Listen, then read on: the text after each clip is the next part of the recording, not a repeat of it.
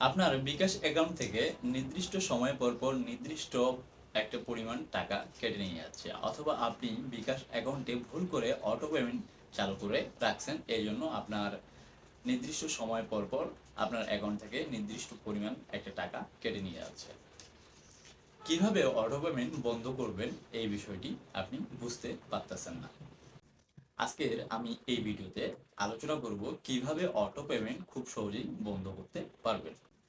তো ভিউয়ার্স, দেরি না করে মূল ভিডিওটি শুরু করা যাক। আর মূল ভিডিওটি শুরু করার আগে বরাবরের মতো একটি কথা বলতে চাই, আপনি যদি আমার চ্যানেলে নতুন হয়ে থাকেন আর ভিডিওটি যদি আপনি ইউটিউব থেকে দেখে থাকেন, তাহলে চ্যানেলটি সাবস্ক্রাইব ও পাশে থাকা বেল আইকনটি বাজিয়ে দিবেন। আর ফেসবুক পেজ থেকে দেখে থাকলে পেজটি ফলো করে দেবেন।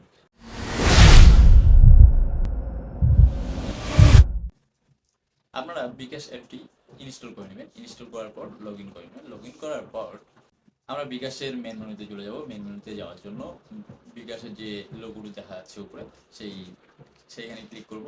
ক্লিক করার পর একটু স্ক্রল ডাউন করব। স্ক্রল ডাউন করার পর দেখেন যে সার্ভিস সাপোর্ট। নামে একটা অপশন দেখতে পাচ্ছি। সেই সার্ভিসে আমরা প্রবেশ করব। তারপর দুটি অপশন দেখাচ্ছে, একটা লাইভ চ্যাট আর দ্বিতীয়টা ইমেল। এখন আমরা লাইভ চ্যাট করব। লাইভ চ্যাটে প্রবেশ করা মাত্র আমাকে গুড মর্নিং জানিয়েছে। তারপর জানিয়েছে welcome to bKash customer service. তারপর নিচে একটু লক্ষ্য করলে দেখা যাচ্ছে অনুগ্রহ করে আপনার ভাষা নির্বাচন করুন।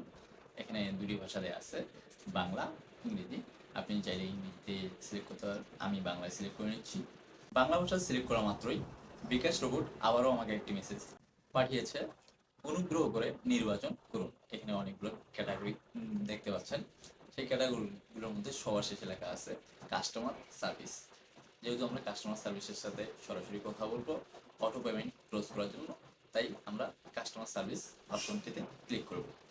তারপর বিকাশ রোবট আবারও একটি মেসেজ পাঠিয়েছে, কাস্টমার সার্ভিস প্রতিনিধির সাথে যোগাযোগ করতে হ্যাঁ বাটনে ক্লিক করুন।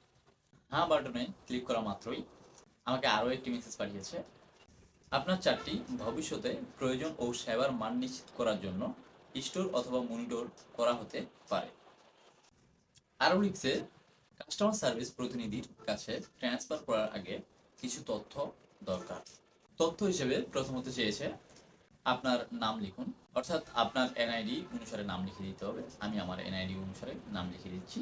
নাম লিখে দেওয়ার পর দ্বিতীয় তথ্য হিসেবে চেয়েছে আপনার মোবাইল নাম্বারটি লিখুন, অর্থাৎ এখানে আপনার বিকাশের মোবাইল নাম্বারটি দিয়ে দিতে হবে। আমি আমার বিকাশের মোবাইল নাম্বারটি দিয়ে দিচ্ছি।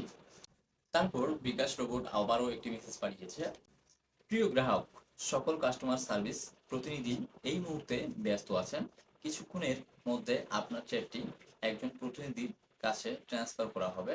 অনুগ্রহ করে অপেক্ষা করুন। তাৎক্ষণিক আমাকে কাস্টমার কেয়ার থেকে একটি মেসেজ পাঠিয়েছে, বিকাশ থেকে আমি আমিনা বলছি, কিভাবে আপনাকে সহযোগিতা করতে পারি। আমি আমার সমস্যাটি লিখতে শুরু করলাম। সমস্যাটি লিখতে একটু দেরি হওয়ায় কাস্টমার থেকে আবারও একটি মেসেজ করলো, আপনি কি আমার সাথে আছেন। ততক্ষণে আমি আমার কোনো রকম সমস্যার কথা বোঝানোর চেষ্টা করলাম। আমার বিকাশ অ্যাকাউন্ট থেকে অটো পেমেন্ট টাকা কাটে এই লিখে। কাস্টমার কেয়ার আমার বিকাশ নাম্বারটি লিখে রিপ্লাই দিয়েছে, এটি কি আপনার বিকাশ অ্যাকাউন্ট নাম্বার। আমি জবাবে দিলাম হ্যাঁ। কাস্টমার কেয়ার থেকে আবার একটি মেসেজ করলো, আপনার বিকাশ অ্যাকাউন্টে বর্তমানে কত ব্যালেন্স আছে। আমি আমার বর্তমান ব্যালেন্সটি দিয়ে দিলাম।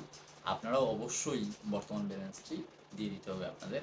তবে এই কাজটি করার আগে আপনাদের অবশ্যই বর্তমান ব্যালেন্স 30 দিনের লেনদেন সম্পর্কে আপনাদের জানতে হবে এবং প্রয়োজনে টোকেন করে রাখতে হবে। আবার কাস্টমার কেয়ার থেকে একটি মেসেজ আসলো, সেবাটি প্রদানের জন্য আপনার কাছে এসএমএস এর মাধ্যমে একটি সার্ভিস রিকোয়েস্ট নাম্বার পাঠানো হচ্ছে। অনুগ্রহ করে সার্ভিস রিকোয়েস্ট নাম্বারটি 2 মিনিটের মধ্যে ইংরেজিতে লিখুন।